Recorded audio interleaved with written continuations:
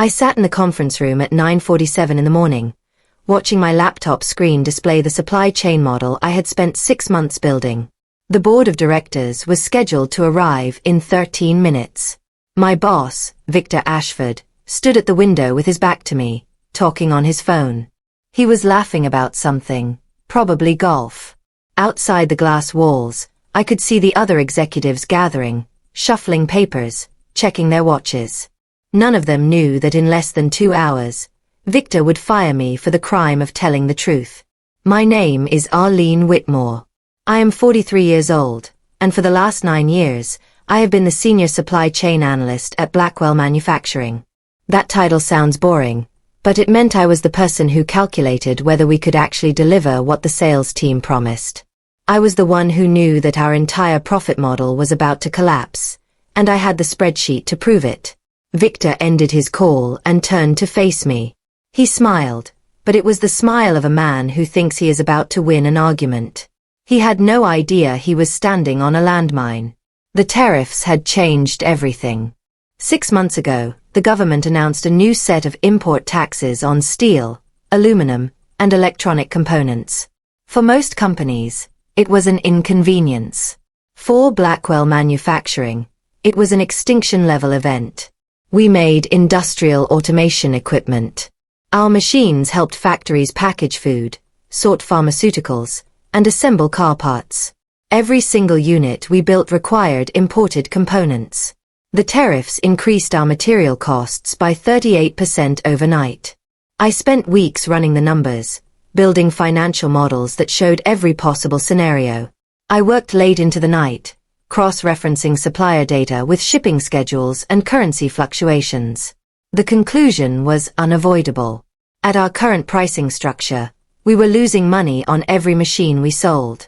The more we sold, the more we bled. I wrote a detailed report and sent it to Victor.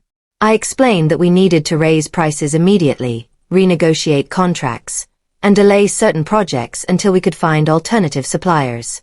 Victor's response came 3 hours later in a 2-sentence email. Markets adjust. Keep production on schedule.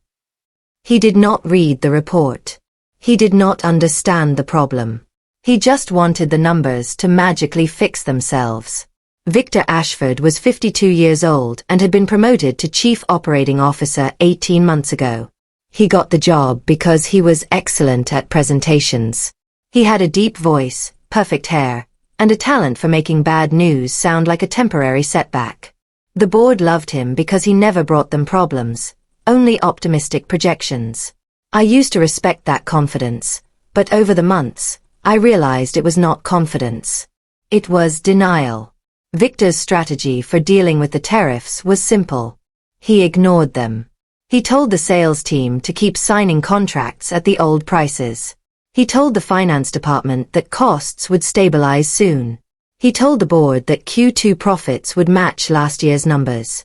It was all a lie, but it was a lie he believed. I tried to warn him privately. I sent him revised forecasts showing the shortfall. I requested meetings to discuss mitigation strategies. He cancelled 3 appointments in a row, then finally agreed to see me for 15 minutes on a Friday afternoon. I brought printed charts and spreadsheets. He looked at them for maybe 30 seconds before pushing them back across his desk. Arlene, you are catastrophizing, he said, leaning back in his leather chair. This is a short-term disruption. We ride it out. I did not ride it out. I documented everything. Every ignored email. Every cancelled meeting.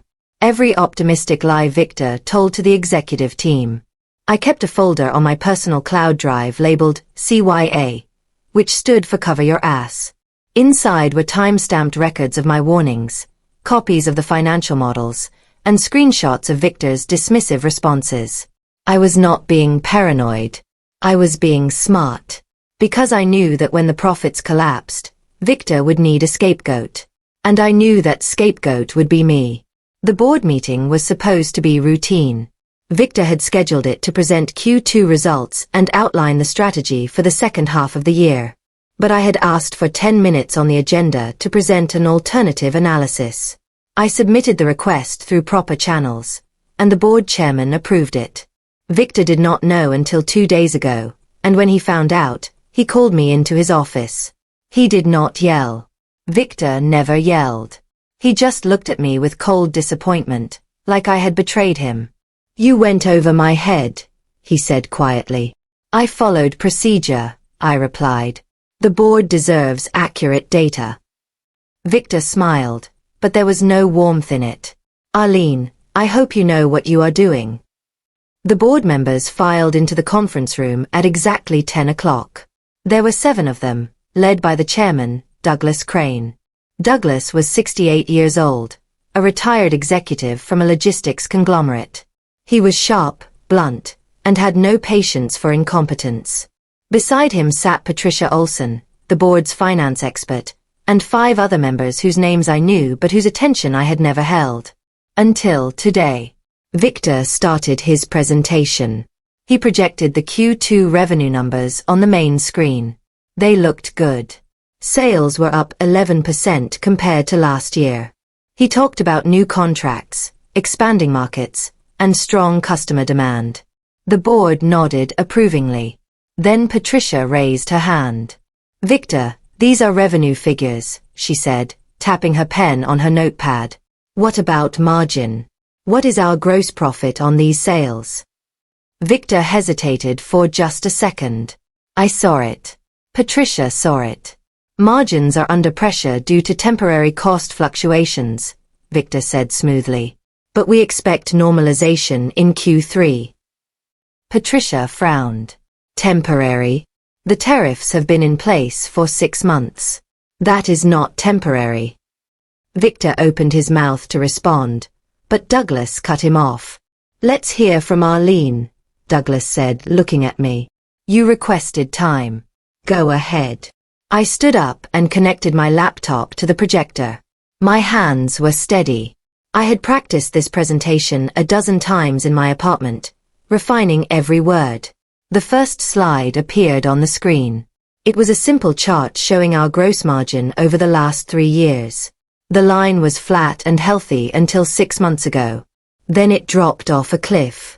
"This is our current profitability," I said, keeping my voice calm and factual. "We are currently operating at a negative 8% margin. For every machine we sell, we lose money." The room went silent. Patricia sat up straighter. Douglas leaned forward. I clicked to the next slide, which showed a detailed breakdown of material costs. "The tariffs increased our input costs by 38%, I continued. "We did not adjust our pricing to reflect this change. As a result, we are fulfilling contracts that were signed before the tariffs at prices that no longer cover our costs." I looked at Victor. His face was red, but he stayed silent. I clicked to the next slide, showing projected losses for Q3 and Q4 if we continued on the current path. "If we do not act immediately," I said, "we will lose approximately $4 million by the end of the year." Patricia looked at Victor. "Is this accurate?" Victor cleared his throat. "It is an overly pessimistic interpretation. Arlene is assuming worst-case scenarios." Douglas Crane put his reading glasses on and stared at the screen. "These are not assumptions," he said slowly. "These are actual costs." "Victor, why were we not informed?" Victor straightened his tie. He was scrambling, trying to regain control of the room. "We have been monitoring the situation closely," Victor said. "We did not want to alarm the board with short-term volatility. The market is adjusting, and we expect costs to stabilize." "In 6 months, they have not stabilized," Patricia said, her voice sharp. "In fact, they have gotten worse. Victor, you told us last quarter that margins were holding steady. Was that true?" Victor looked at her. He looked at me. Then he made his move. "Arlene is our supply chain analyst," Victor said, his tone shifting to something colder. "Her job is to manage costs and find efficiencies. If margins are down, that is a failure of supply chain management, not strategy." The room went silent. He was throwing me under the bus. Right there. In front of the entire board. I felt a cold knot tighten in my stomach, but I did not show it. I clicked to the next slide. It was a timeline of my warnings. Every email I sent. Every meeting I requested. Every red flag I raised. All ignored. I sent my first alert to Victor on January 14th, I said, reading from the slide. I outlined the tariff impact and recommended immediate price adjustments. I received no response. On February 3rd, I sent a revised forecast showing a 6% margin decline. Victor replied that I was being alarmist. On March 10th, I requested an emergency meeting with the executive team to discuss mitigation strategies. The meeting was cancelled. I clicked through each documented warning. The board members were taking notes now, their faces hardening. Patricia looked at Victor with open contempt. On April 22nd, I continued. I submitted a formal report with 3 proposed solutions. Raise prices by 15%, renegotiate supplier contracts, or delay new projects until costs stabilized. Victor's response was, and I quote, "Markets adjust. Keep production on schedule." Douglas removed his glasses and placed them on the table. He looked tired. "Victor," Douglas said quietly, "did you read these reports?" Victor shifted in his seat. "I reviewed the summaries," he said. "But I disagreed with the recommendations. Raising prices would have cost us customers. I made a strategic decision to absorb short-term losses for long-term market share." Patricia laughed. It was not a pleasant sound. "You did not absorb losses," she said. "You hid them. And you blamed your analyst for your own negligence." The meeting ended badly for Victor. The board demanded a full financial audit and scheduled an emergency session for the following week. Douglas asked me to prepare a comprehensive turnaround plan with specific recommendations. As the board members filed out, Victor stood by the window, staring at the city below. He did not look at me. I packed my laptop and notes. My heart was racing, but I felt a strange sense of calm. I had done what I needed to do. I had told the truth. As I walked toward the door, Victor finally spoke. "You just ended your career here, Arlene," he said without turning around. I stopped. I looked at his back. "No," I said quietly. "I just saved the company you were too proud to protect." I walked out. I went back to my desk and sat down. My phone buzzed with messages from colleagues who had heard about the meeting. Some were supportive. Some were nervous. Everyone knew that Victor would retaliate. I did not care. I had the data. I had the documentation. I had the truth. At 4:37 that afternoon, I received an email from Human Resources. Subject line: Meeting required. They wanted to see me first thing Monday morning. I knew what that meant. Monday morning arrived cold and gray. I dressed carefully, wearing my best suit. I drove to the office early, parked in my usual spot, and walked through the lobby with my head high. The HR director, a woman named Brenda Calloway, met me at the door to her office. She was not smiling. "Arlene, please sit down," Brenda said, closing the door behind us. On the table was a folder. I knew what was inside before she opened it. "This is difficult," Brenda began, folding her hands. "The executive team has decided to restructure the supply chain division. Your position is being eliminated, effective immediately." I looked at her. "Victor is firing me," I said. It was not a question. Brenda hesitated. "This is a business decision," she said carefully. "We are offering you a severance package. 3 months' salary, continued health insurance, and a neutral reference." I leaned back in my chair. I felt strangely detached, like I was watching this happen to someone else. "And if I do not sign?" I asked. Brenda's expression hardened. "Then we terminate for cause. Insubordination. Unauthorized presentation of unverified data to the board. We have documentation." Of course they did. Victor had spent the weekend building a paper trail. I smiled. It was a cold smile. I signed the severance agreement. Not because I was afraid, but because I had already planned my next move. The agreement included a standard non-disparagement clause and a non-compete for 6 months. I could not work for a direct competitor, but I could consult. I could advise. I could build. I walked out of Blackwell Manufacturing at 10:15 in the morning, carrying a single box of personal items. My co-workers watched from their cubicles, silent and uncomfortable. Nobody said goodbye.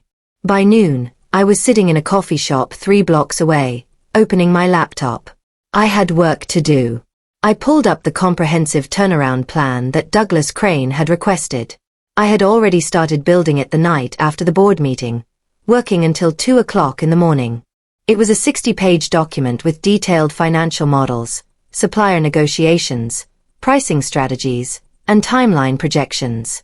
It was the roadmap to save Blackwell Manufacturing. And Victor would never see it. I saved the file with a new name, Post-Tariff Recovery Strategy. Then I opened my email and composed a message to Douglas Crane. I attached the full document and wrote a brief note. Douglas, as requested, here is the comprehensive analysis. I am no longer employed by Blackwell, but I remain available for consultation. Best regards, Arlene Whitmore. Douglas called me 4 hours later. His voice was tight with barely controlled anger. I heard about your termination, he said. Victor claimed it was a restructuring. I assume that is a lie. It is a lie, I confirmed. He fired me to eliminate the person who exposed his failures. Douglas was silent for a moment. I could hear him breathing, thinking. Your strategy document is excellent, he said finally. It is exactly what we need. But without you inside the company, implementation will be difficult. Victor controls operations. He will block any plan that undermines his authority. Then the board needs to remove that obstacle, I said calmly. Douglas laughed, a short bitter sound. You are suggesting we fire the COO. I am suggesting you fire a liability, I replied. Victor's decisions have cost the company millions. My document proves it. The board has a fiduciary duty to act. Douglas was quiet again. Then he said something I did not expect. Would you be willing to present this plan directly to the board? Not as an employee. As an independent consultant. I felt my pulse quicken. Yes, I said. When? Friday, Douglas replied. Emergency session. Victor will not be in the room. I smiled. I will be there. The next 3 days were a blur of preparation. I refined every slide, double-checked every number, and rehearsed every transition. This was not just a presentation.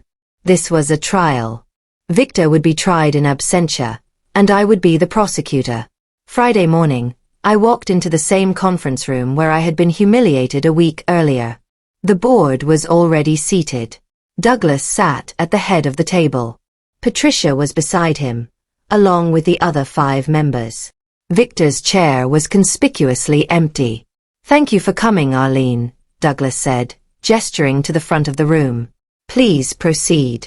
I connected my laptop and began. I did not waste time on pleasantries. I opened with the core problem. Blackwell Manufacturing was bleeding money because leadership had refused to adapt to a changed market. I showed them the exact losses, month by month. I showed them the contracts we were fulfilling at a loss. I showed them the suppliers who were quietly raising prices while we absorbed the cost. Then I showed them the solution. This is a 3-phase recovery plan, I said, clicking to a new slide. Phase 1. Immediate price corrections. We renegotiate active contracts and adjust pricing for new orders. This stops the bleeding within 30 days. I clicked to the next slide, showing a detailed breakdown of supplier negotiations. Phase 2. Supply chain diversification. We have been overly dependent on 3 key suppliers, all affected by tariffs. I have identified alternative sources in Mexico, Canada, and domestic manufacturers. Switching 60% of our components to these suppliers reduces costs by 22%. Patricia was nodding, taking notes. I continued. Phase 3, strategic project delays. We currently have 12 active projects. 6 of them are low-margin, high-complexity contracts that drain resources. I recommend we delay or exit these projects and focus on our 8 highest-margin products. This increases overall profitability by 15% within 6 months. I clicked to the final slide, showing projected financials. If we implement this plan immediately, we return to profitability in Q4. By the end of next year, we exceed pre-tariff margins by 4%. The room was silent. Douglas leaned back in his chair, studying the screen. This is comprehensive, he said slowly. This is exactly the kind of analysis we should have received 6 months ago. You did receive it, I said quietly. You received it from me. Victor suppressed it. Patricia looked up sharply. Do you have proof? I pulled out a USB drive and held it up. I plugged the drive into my laptop and opened a folder. Inside were copies of every email, every report, every warning I had sent to Victor over the past 6 months. I projected them on the screen, one by one. The timestamps were clear. The content was damning. January 14th, initial tariff impact analysis, I said, clicking through the files. February 3rd, revised margin forecast. March 10th, meeting request denied. April 22nd, formal recommendation submitted and ignored. May 6th, urgent alert regarding Q2 losses. I looked at the board members. Victor received every one of these communications. He chose to ignore them. Not because the data was wrong, but because it contradicted his optimistic narrative.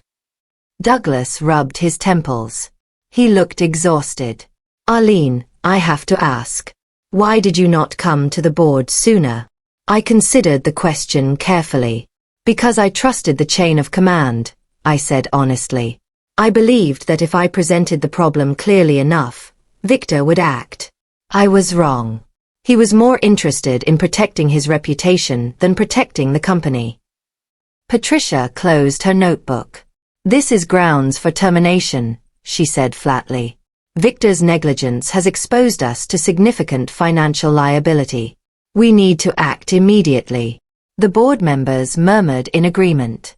Douglas looked at me. Arlene, if we remove Victor, we will need someone to oversee operations during the transition. Would you be willing to return? I did not answer immediately. I looked at the faces around the table. These were people who had sat silently while Victor fired me. They had done nothing to stop it. Now they wanted me to come back and fix the mess they had allowed to happen. I felt anger rising in my chest, but I pushed it down. Anger was not useful right now. Calculation was. I will return, I said slowly, but not as an employee. Douglas frowned. What do you mean? I will return as an independent consultant, I explained.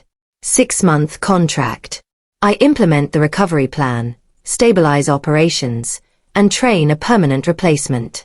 Then I leave. Patricia looked skeptical. Why not take a permanent position? We could offer you Victor's role. I shook my head. Because I do not trust this organization anymore, I said bluntly.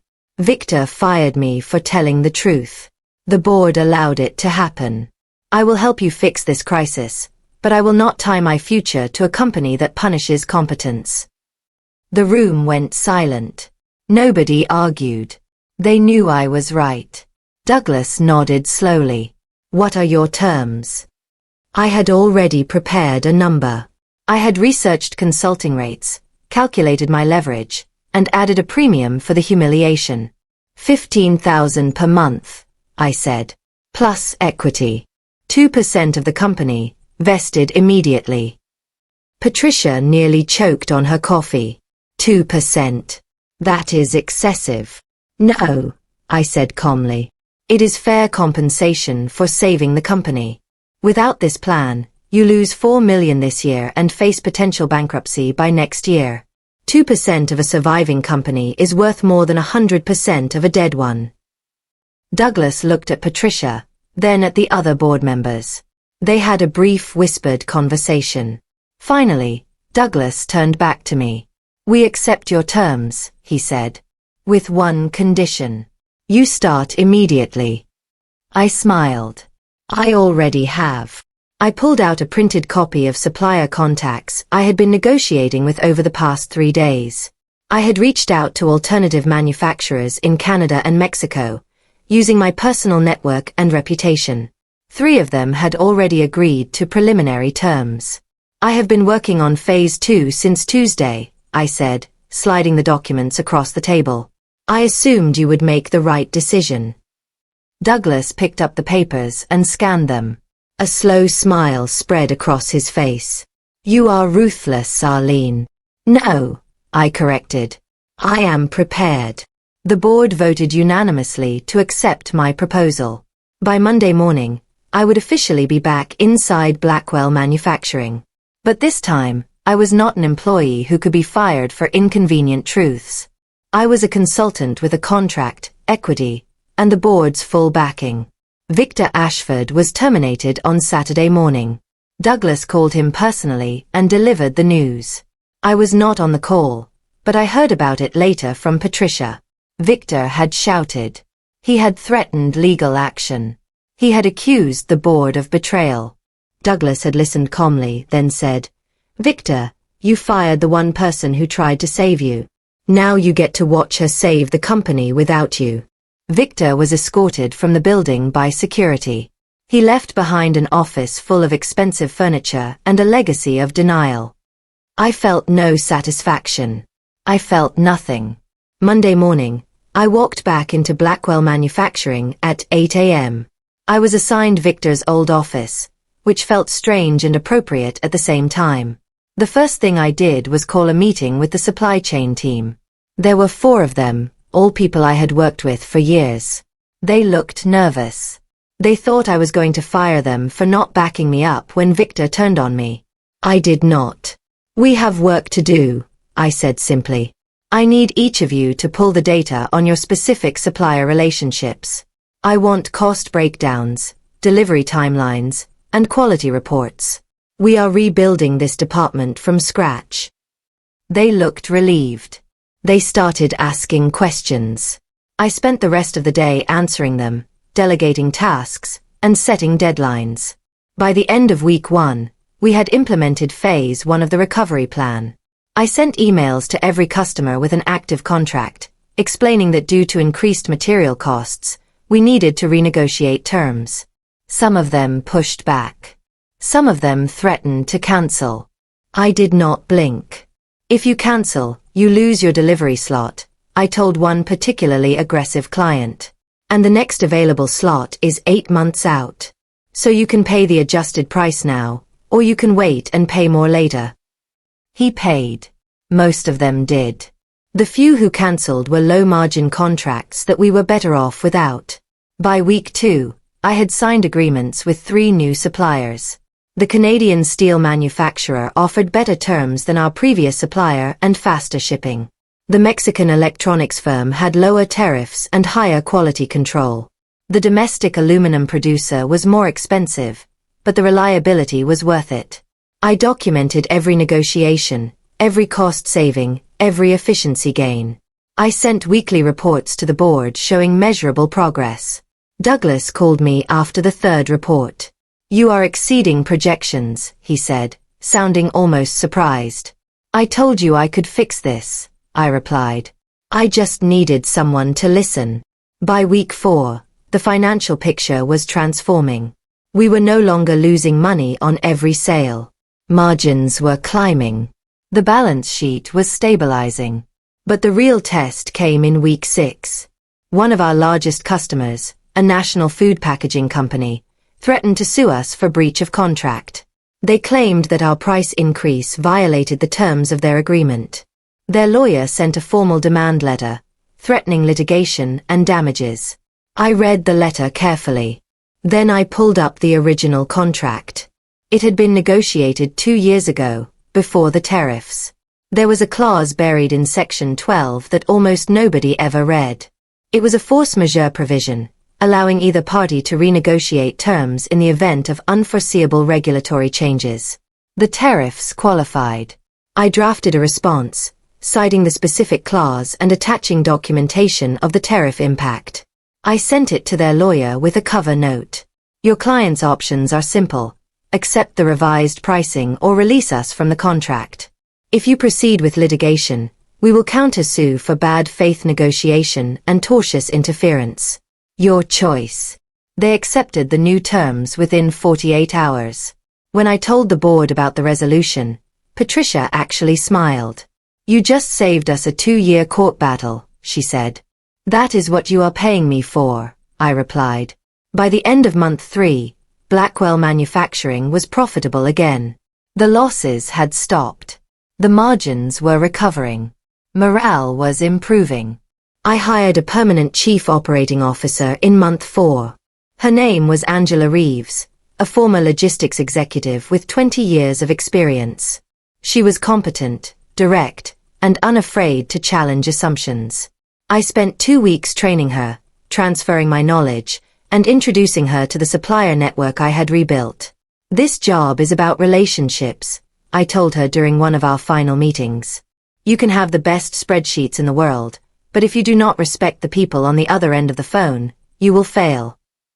Angela nodded. I understand. You are not just handing me a strategy. You are handing me a network. Exactly, I said. Do not waste it.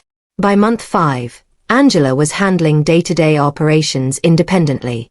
I was still available for consultation, but she did not need me anymore.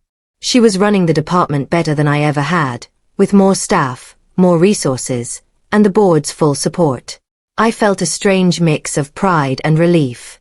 I had done what I came to do. The company was saved. In month 6, I submitted my final report to the board. It was a comprehensive document outlining everything we had accomplished, the systems we had built, and the recommendations for future stability. Douglas read it in one sitting. The board held a dinner in my honor on the last Friday of my contract. It was held at an expensive restaurant downtown, the kind of place with white tablecloths and wine lists thicker than novels. All 7 board members attended, along with Angela and a few senior executives. Douglas stood up to make a toast. 6 months ago, this company was on the edge of collapse, he said, raising his glass. We were led by a man who valued appearances over reality. Arlene Whitmore stood up and told us the truth, even when it cost her everything. Then she came back and saved us anyway. To Arlene. Everyone raised their glasses. I felt uncomfortable with the attention, but I accepted it. After dinner, Patricia pulled me aside. I owe you an apology, she said quietly. When Victor fired you, I should have intervened. I knew something was wrong, but I stayed silent. That was cowardice. I looked at her. She was not asking for forgiveness.